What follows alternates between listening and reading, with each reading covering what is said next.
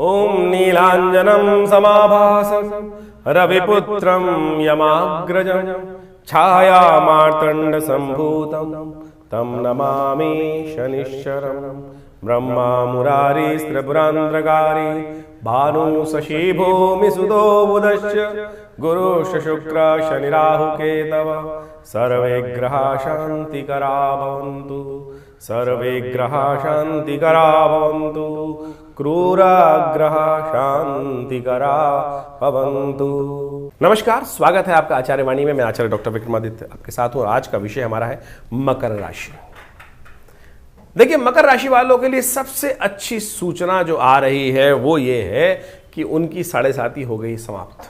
जी हाँ, शनि के बदलाव के साथ ही 7.5 समाप्त होने के योग बन रहे हैं। पिछले 7.5 साल में शनि स्वग्रही होते हुए भी शनि ने खूब त्रस्त दिया होगा। आखिरी में उतरते उतरते शनि जिस प्रकार के योग बना के गए होंगे, कई बार समस्याएं उत्पन्न करने के योग बना देते हैं। आमतौर से कई बार तो लोग कहते हैं कि मकर राशि वालों के लिए शनि की 7.5 इतनी खराब नहीं होती, लेकिन कई बार शनि के योगायोग इस प्रकार से व्यक्ति को फंसा देते हैं कि जीवन में कई प्रकार के कष्ट होने के योग बन जाते हैं। खैर, शनि महाराज अब 30 वर्ष बाद बदलने जा रहे हैं, अपनी राशि को पदार्पण निकलने जा रहे हैं और आपकी 7.5 समाप्त होकर आपके लिए एक नया समय आरंभ हो रहा है।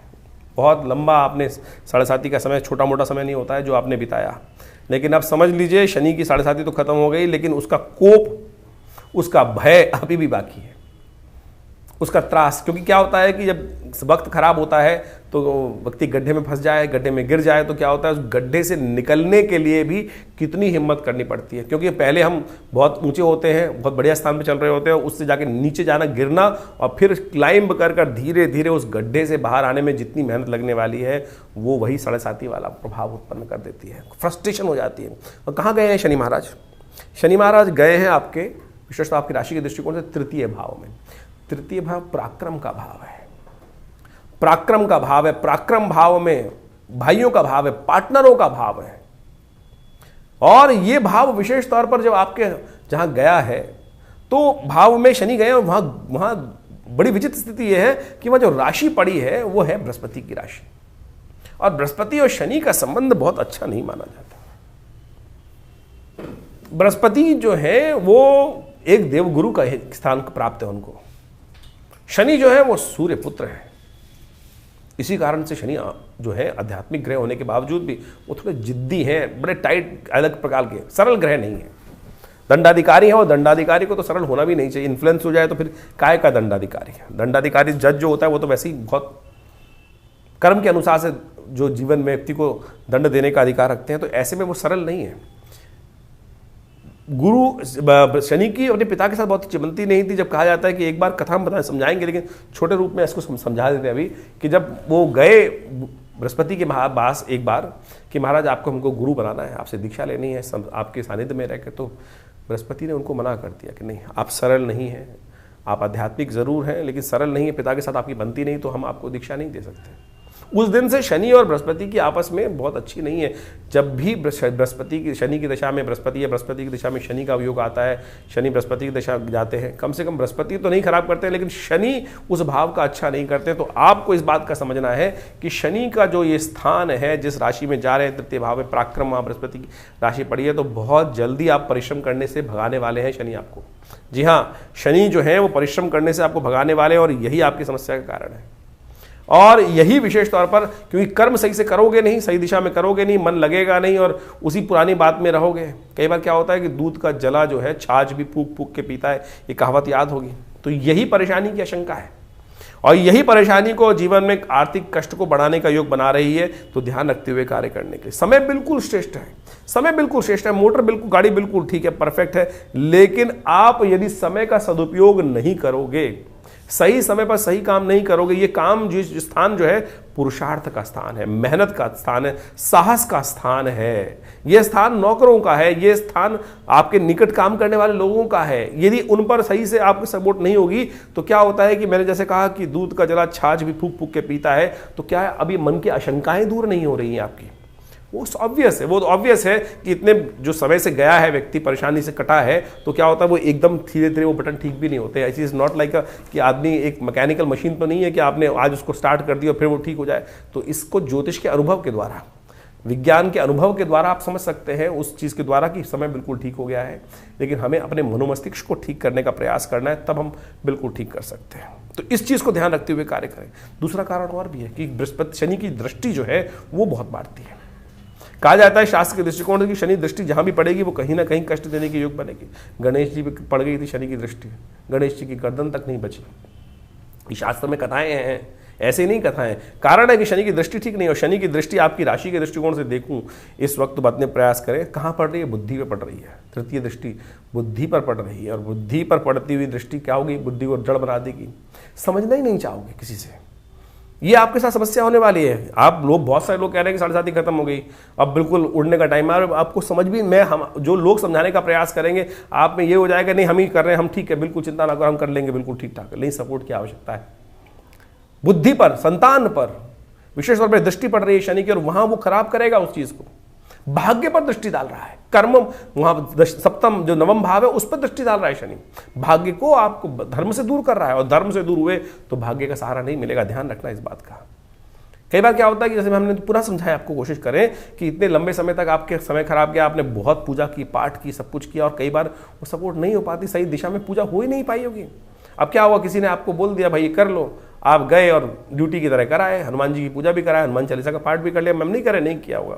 जिनको नहीं किया तो उनका तो छोड़ दो, लेकिन जिन्होंने श्रद्धा के साथ किया केवल, लेकिन मन में किसका भाव था? पूजा पाठ कैसे किया जाता है? जिसको सोचोगे, जैसा सोचोगे वैसा बन जाओगे। परमात्मा की आराधना करते वक्त उस आनंद कंद भगवान का ध्यान करना चाहिए, लेकिन ध्यान किसका होता है? परेशानी का ध्यान होता है। जब परेशानी का ध्यान करोगे, परेशानियों को बोओगे तो परेशानी ही प्राप्त करोगे। उस आनंद का ध्यान करते हुए ही आनंद का बीज का अंकुरण होगा। तभी जब आनंद का ध्यान होगा, ध्यान तो उस परेशानी का था कि अरे भैया वक्त खराब चल रहा है, तो वक्त खराब चल रहा है तो वक्त का खराब का ही ध्यान था ना। तो इसलिए वो प्रभाव, ये नहीं कि पूजा खराब सही से नहीं हुई, जब वो पूजा का प्रभाव नेगेटिव रहा ना, पूजा का प्रभाव नेगेटिव सही दिशा से नहीं हो पाती तब मिल नहीं पाती। नहीं तो तुलसी बाबा ने कहा ना, एक घड़ी आदि से बुनियाद तुलसी संगत साथ की हरे कोट अपराध। लेकिन वो विश्वास नहीं जागता है, सही दिशा प्राप्त नहीं होती है, तभी वो कष्ट होने के योग बनते। तो देख लो, शनि महाराज आपके नवम भाव भाग्य पर और अध्यात्म पर दृष्टि डाल रहा है। तो यदि उसका दरवाजा आपने बंद किया पुराने गलत अनुभवों के बारे से या किसी भी और कारण से, तब समस्या उत्पन्न हो सकती है। एक और दृष्टि पड़ रही है शनि की, एक दृष्टि पड़ रही है आपकी 12वें भाव पर। यह बेस्ट है। अब 12वें भाव पर दृष्टि डाल के शनि ने क्या खत्म कर दिया? आपका नुकसान नहीं होने देगा भाई, जुर्माना नहीं होने देगा। लेकिन अब कर्म, आप कदम ही नहीं बढ़ाओगे तो क्या होगा? तो कर्म बढ़ाओ, कर्म।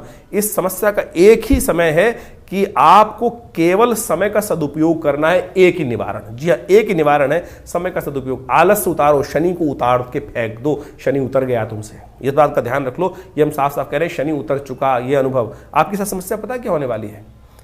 जब जीवन में कष्ट आता है, डॉक्टर के पास जाते हैं बीमारी के लिए, और डॉक्टर की बात मानते नहीं। डॉक्टर कह रहा है कुछ नहीं है, फिर भी उसको विश्वास ही नहीं जाग रहा है। हमारे यहाँ पुराने एक डिस्पेंसरी बचपन में चलती थी बहुत, तो क्या होता था, एक माता जी डॉक्टर हमारे आज हॉस्पिटल में आई और उन्होंने देखा गया, तो उन्होंने कहा अरे डॉक्टर साहब ने कुछ ना है।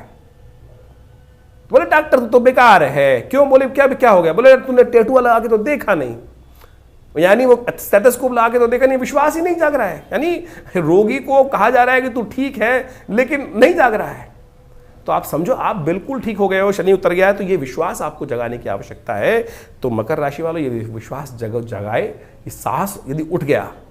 और शनि महाराज ने गलत क्या हो गया आपके साथ कि वो शनि बृहस्पति की राशि में शनि चला गया और वो उसको खराब कर रहा है, वो साहस को उठने नहीं दे रहा है। ऐसे में गुरु की आवश्यकता है, सही दिशा की आवश्यकता। और गुरु कौन है?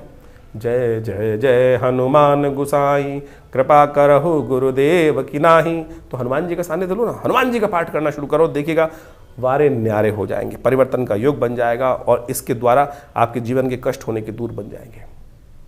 ध्यान रखना, शनि को उतार दो। शनि को उतारने का मत समझो कैसे है, एक उपाय बता रहे हैं आपको श्रेष्ठ तौर पे, उसको नोट कर लीजिए, करना शुरू कर दीजिए। मकर राशि वालों, हम आपको एक विशेष उपाय बताने का प्रयास करें। देखिएगा, थोड़ी सी दाढ़ी रखने का प्रयास करो। थोड़ी सी मुंह पे दाढ़ी रखोगे ना, तो आपके लिए 2.5 साल बहुत अच्छा रहेगा। थोड़ी सी दाढ़ी मूछें यदि रहेंगे आपके मुख पर, जो लड़के हैं उनके लिए बहुत जरूरी उपाय है ये वाला, विशेष तौर पर। पुरुषों के लिए विशेष उपाय बताने का हम प्रयास करें। स्त्रियों के लिए हनुमान चालीसा का पाठ, जो स्त्री इस राशि से संबंध रखती हैं उनके लिए सबसे श्रेष्ठ रहेगा। हनुमान चालीसा का पाठ रखने का प्रयास करें, नित्यपति करें, हनुमान चालीसा का पाठ करेंगे तो वो आपके लिए बहुत अच्छा योग बनता दिखाई देगा।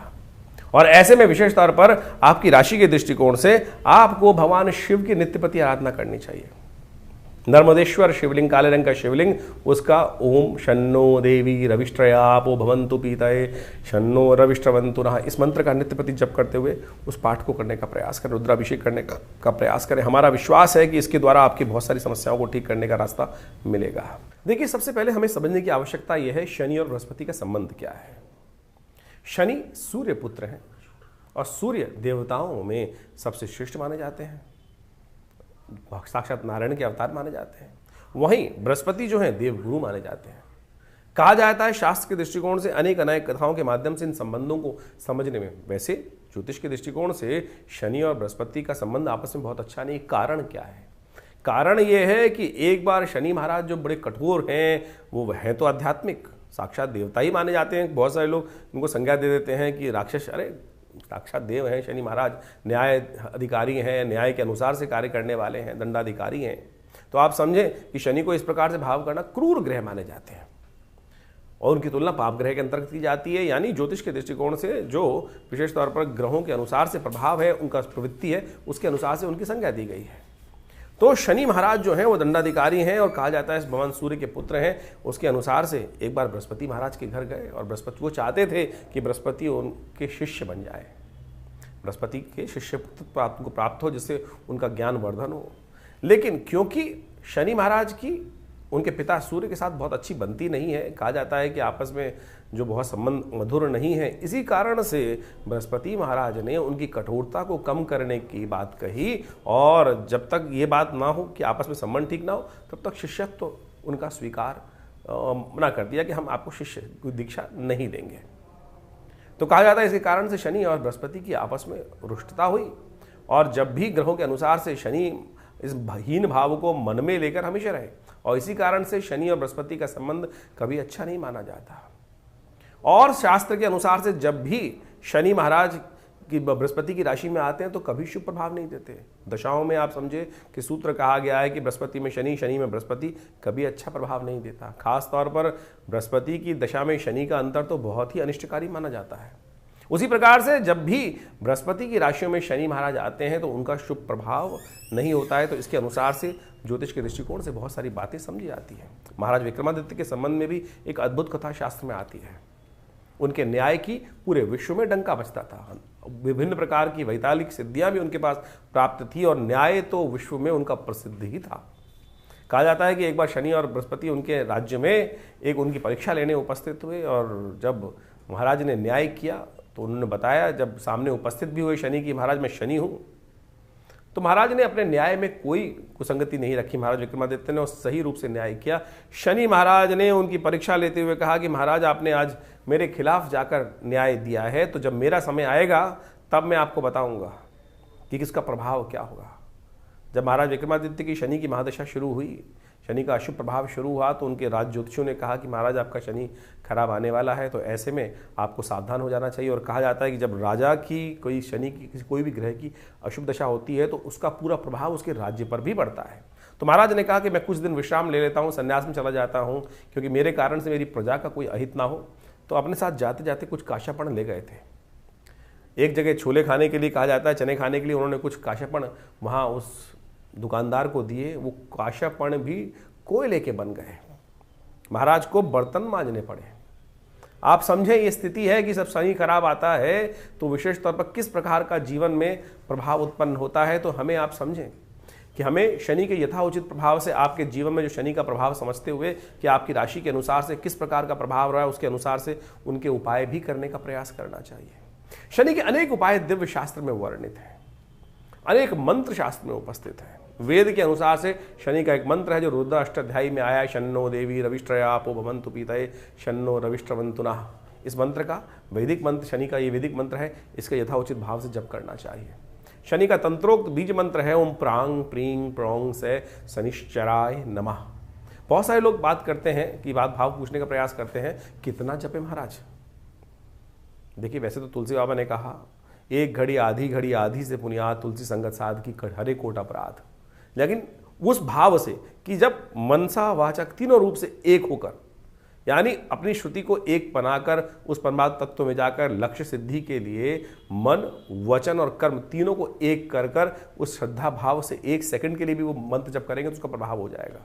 लेकिन वो 1 सेकंड, 1 क्षण, 1 पल कैसे प्राप्त होगा? वो प्राप्त करने के लिए भी तो समय चाहिए, इतना ध्यान चाहिए, इतना विश्वास चाहिए, इतना अभ्यास चाहिए।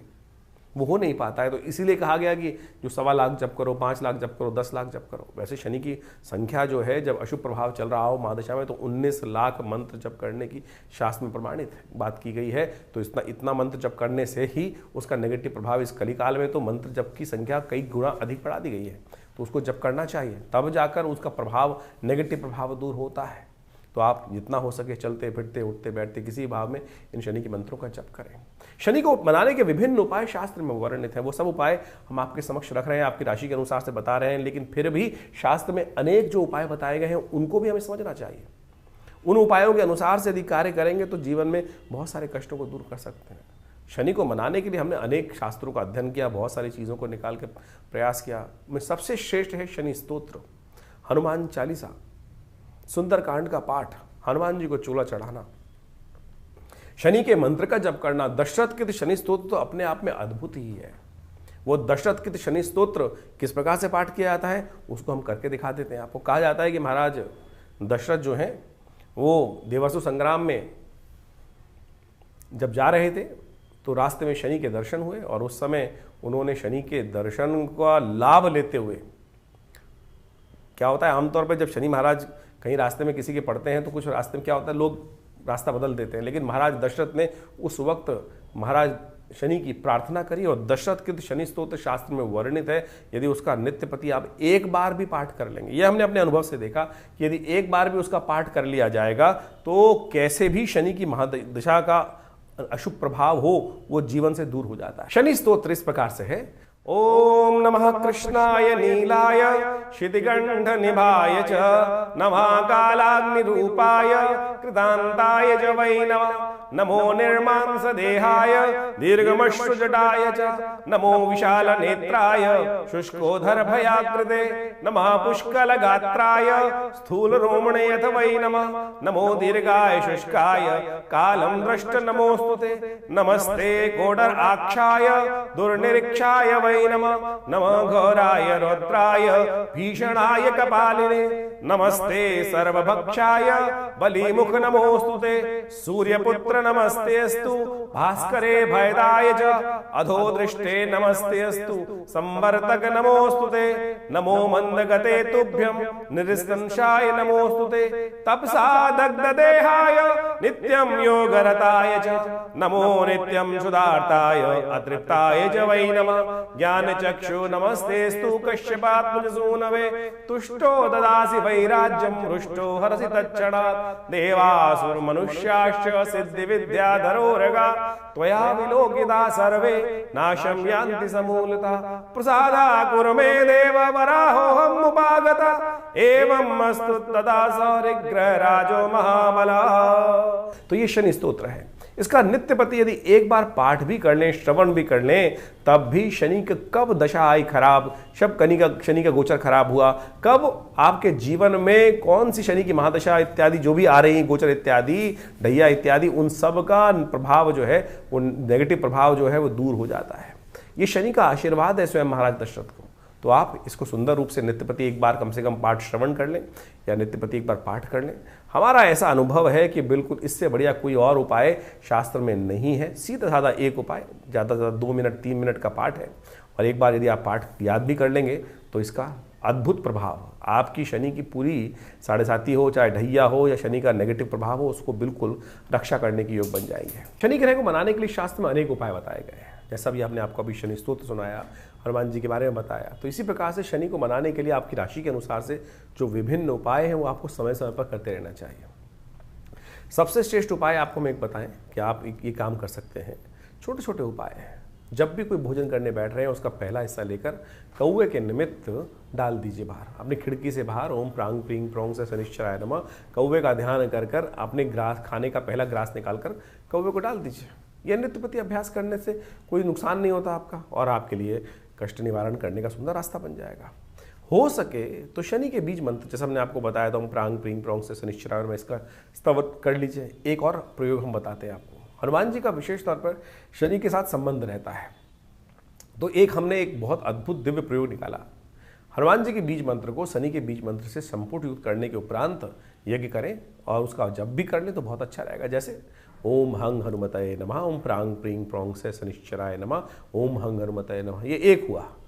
तो इसी प्रकार से यानी शनि के बीज मंत्र के आगे हनुमान जी का बीज मंत्र, उसके पीछे हनुमान जी का बीज मंत्र संपुट युक्त करने के उपरांत इसको प्रोसेस करने का प्रयास करें। यदि एक माला इसका कर लें तो हनुमान जी पर विशेष तौर पर शनि की कृपा है कि जब भी, क्योंकि हनुमान जी ने कई बार शनि की रक्षा करी, और रावण वाली कथा तो सबको पता ही है कि किस प्रकार से रावण की लंका दहन करने के बाद शनि जो वहाँ पर विशेष तौर पर रावण की लंका में जो उनको जेल में बंद कर रखा था, और उसके बाद वहाँ मुक्त कराया। तो इस प्रकार से, तो इसी जब शनि ने हनुमान जी को आशीर्वाद दिया, तो उसके बाद से कहा जाता है कि जब भी हनुमान जी के भक्त पर शनि कभी अपना दुष्प्रभाव नहीं दिखाते। दिल्ली के पास एक कोकिला वन क्षेत्र है, वहाँ पर एक विशेष मंदिर है। कहा जाता है कि विशेष तौर पर भगवान कृष्ण के समय पर शनि बड़े परेशान थे, दुखी थे, और भगवान कृष्ण के समक्ष जाकर उन्होंने अपना दारुण दुख उपस्थित किया कि मुझको कोई स्थान नहीं देता।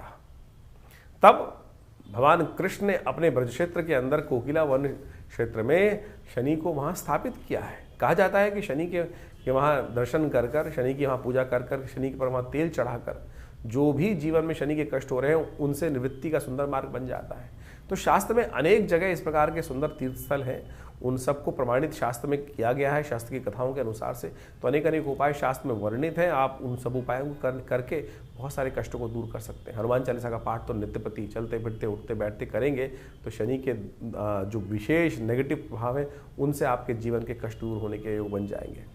काली गाय को भोजन कराना, काली उड़द का दान करना, साबुत वाली काली उड़द है उसका दान करना, एक कटोरी लेकर दान कर दीजिए।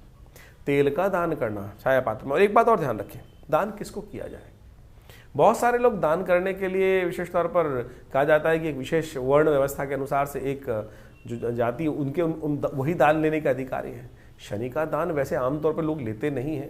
पुराने ज़माने में केवल एक ही वर्ग था, वो विशेष तौर पर उसी के लिए कहा जाता है कि शनि का दान लेने के लिए वही लेते थे, क्योंकि शनि का दान लेने के बाद पचाएगा कौन। लेकिन आमतौर पर आप कोशिश ये करें कि कहीं भी जहाँ भी आपकी श्रद्धा हो, जो श्रद्धा से ले लें। अश्रद्धा के साथ यदि कोई दान ले रहा है आपका, तो उस दान का कोई फायदा नहीं है, वो दान प्रमाणिक हो ही नहीं सकता। तो इसलिए दान के लिए सबसे बड़ी समस्या है कि दान किसको दें। अरे दान का सबसे बढ़िया अधिकारी तो परमात्मा ही है। परमात्मा को ही वो उनका तेरा तुझको अर्पण क्या लागे मेरा। तो यज्ञ आप जो करते हैं ना, यज्ञ में तिल की आहुति यदि शनि के लिए निमित्त दी जाए, ओम प्रांग प्रींग प्रोंग से शनिश्चराय स्वाहा, इस मंत्र का उच्चारण करते हुए, तो कहा जाता है कि शनि के तमाम, क्योंकि भगवान को जो आहुति देते हैं वो देवता को ही प्राप्त होती है और अग्नि के माध्यम से वो देवता तक पहुंच जाती है।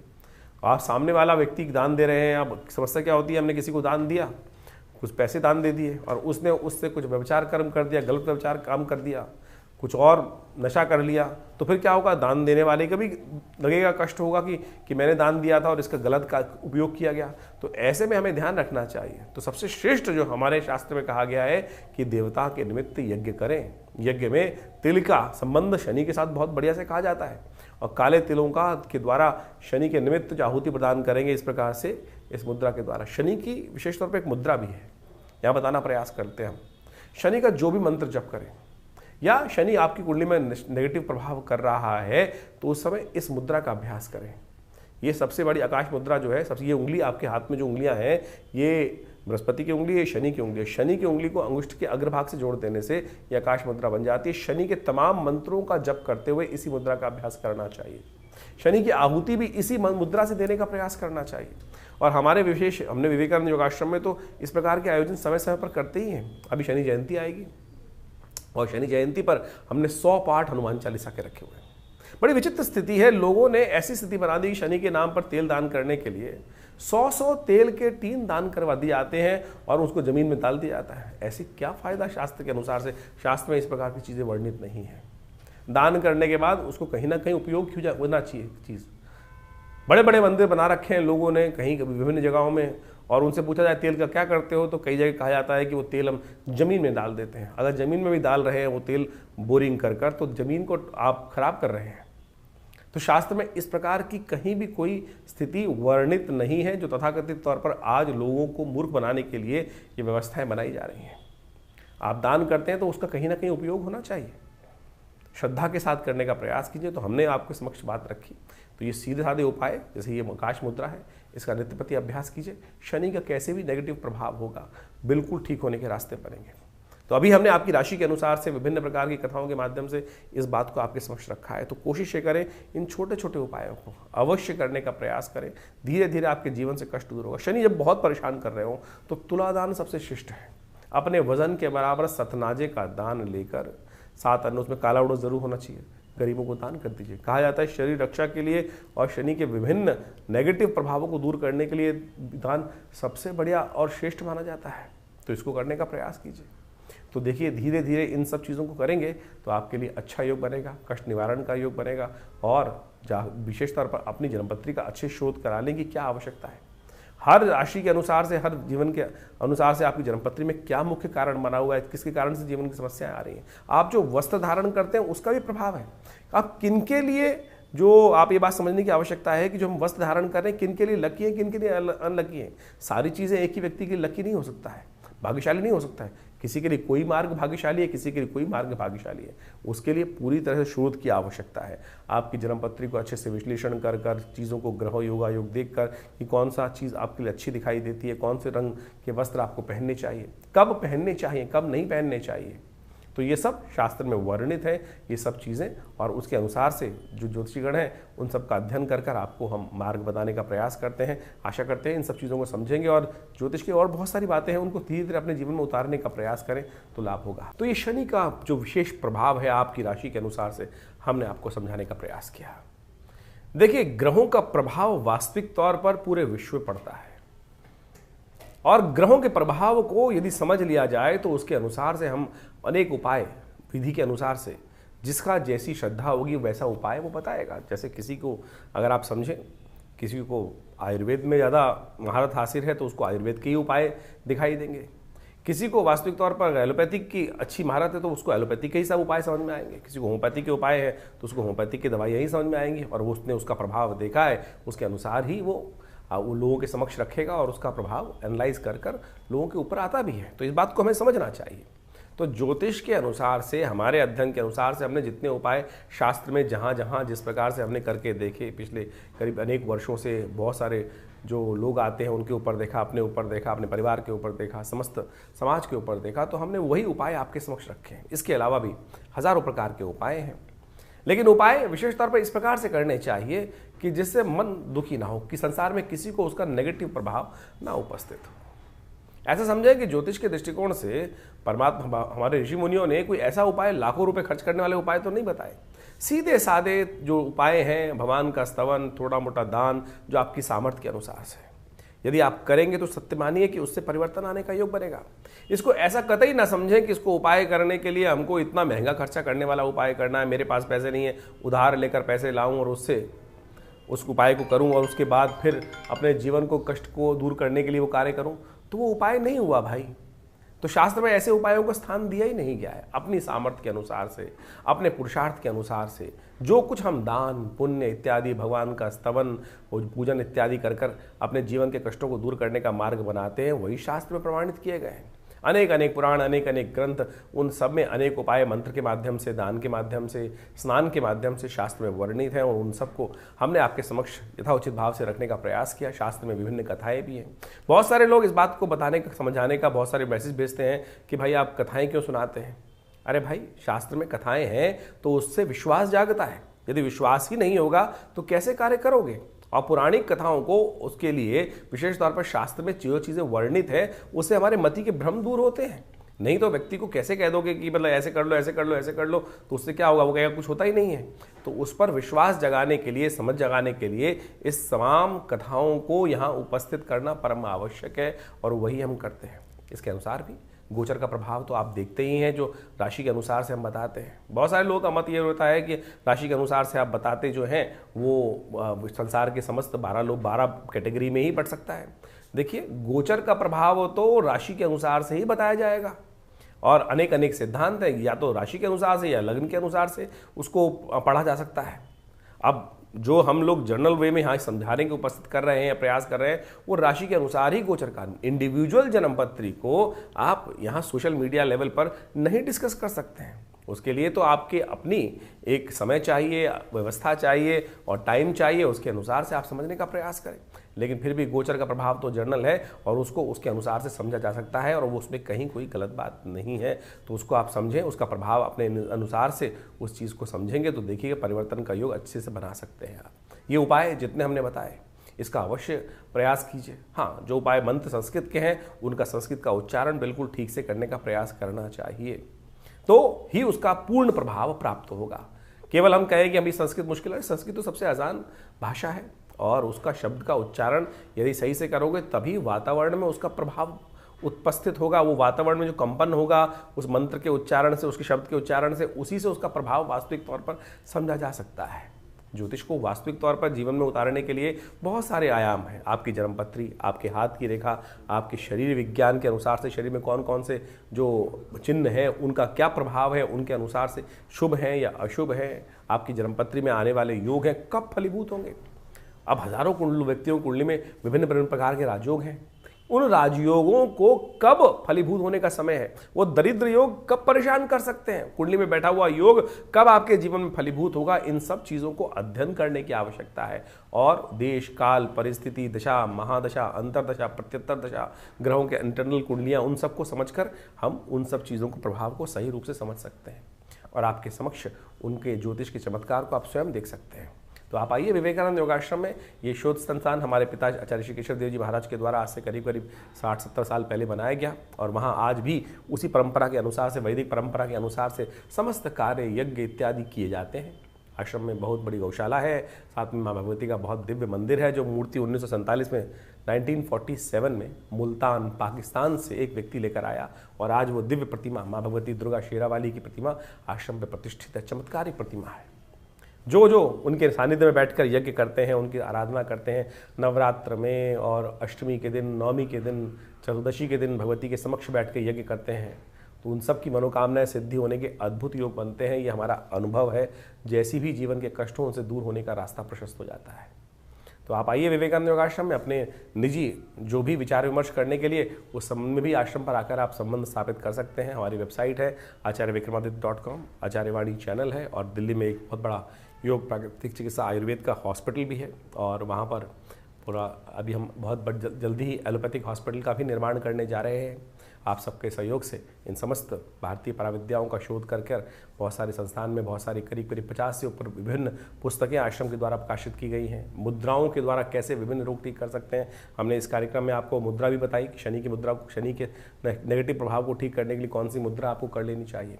तो इस प्रकार के तमाम जो भी कार्य हैं आश्रम के द्वारा किए जा रहे हैं, बहुत सारे संस्थान कार्य किए जा रहे हैं। आप भी हर रविवार को यज्ञ में आ सकते हैं। सुबह 8 बजे से लेकर 10 बजे तक ये यज्ञ का कार्यक्रम होता है, भंडारा होता है। आपने नाम से ही भंडारा कराना चाहते हैं तो उसके लिए भी आश्रम में विभिन्न कार्यों में सहयोग कर सकते हैं। गौ सेवा इत्यादि में अपनी सहयोग देना चाहते हैं तो उसके लिए भी आश्रम के नंबर्स हैं, उनमें भी अपना सहयोग आप देना चाहें तो बिल्कुल बहुत सुंदर तरीके से उसकी व्यवस्था है आश्रम में। तो आप आइए, विवेकानंद योगाश्रम दिल्ली में स्वागत है। धन्यवाद, नमस्कार।